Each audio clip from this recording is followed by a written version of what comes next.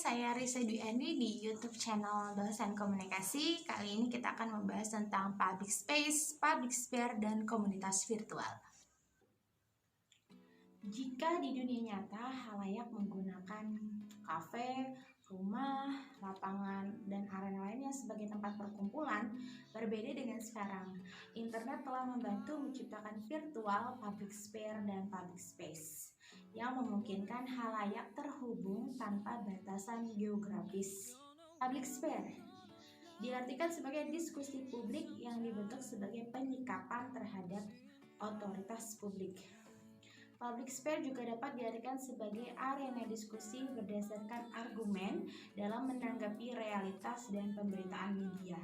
Seperti kita tahu, dalam pandemi COVID-19 ini banyak sekali kita temukan public sphere atau diskusi-diskusi publik tentang cara bagaimana penanganan dari COVID-19 itu sendiri. Public sphere itu ada yang private, ada yang publik. Kita lihat sini, private biasanya berupa keluarga atau kelompok, sedangkan publik itu lebih ke media massa yang lebih besar. Kriteria dari public sphere yaitu adalah 1. Pengambilan status. Public sphere tidak membahas pertamaan status, namun pikiran dan diskusi juga kritik. Jadi siapapun kamu, mau presiden, menteri, dosen, mahasiswa, ketika sudah tergabung dalam public sphere, mereka status-status ini sudah diabaikan. Yang kedua adalah beberapa kelompok memegang penafsiran secara dominan. Contohnya, jika bicara tentang pandemi COVID-19, maka beberapa kalangan seperti dokter, tenaga medis, pemerintah akan lebih banyak memegang penguasaan atau penafsiran dari diskusi tentang pandemi COVID-19 ini. Dan yang ketiga adalah setiap pengguna adalah inklusif seakan sebagai juru bicara dan pemimpin diskusi. Dalam sebuah public sphere tidak ada yang namanya pemimpin diskusi. Semua adalah juru bicara. Makanya ketika memasuki sebuah public sphere itu sebenarnya takutnya akan menjadi endless argumentation atau argumentasi yang tidak terbatas karena merasa semua adalah juru bicara. Selanjutnya kita akan membahas tentang public space.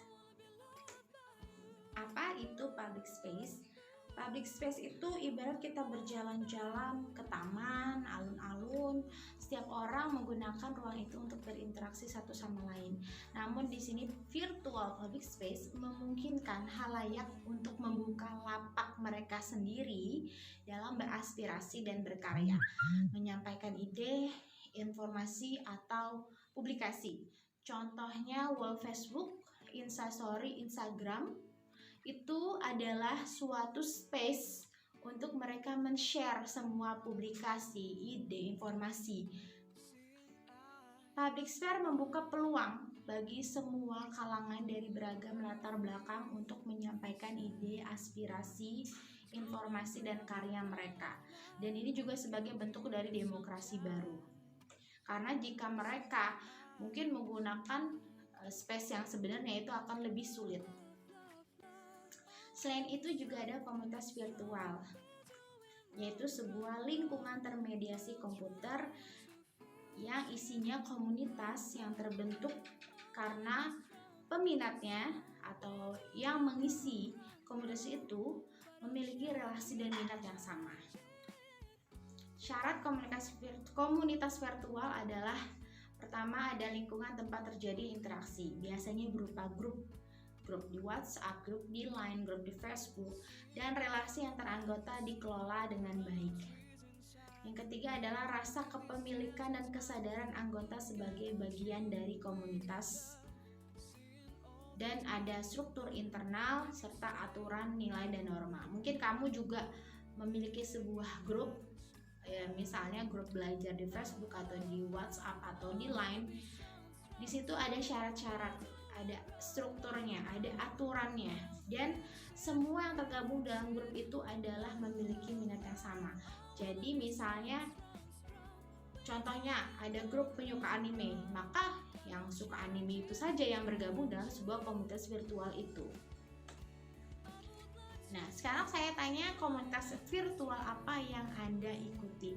Lalu ceritakan bagaimana struktur internalnya, norma aturannya, manajemen keanggotaannya, dan minat apa saja di dalam komunitas virtual yang kamu ikuti.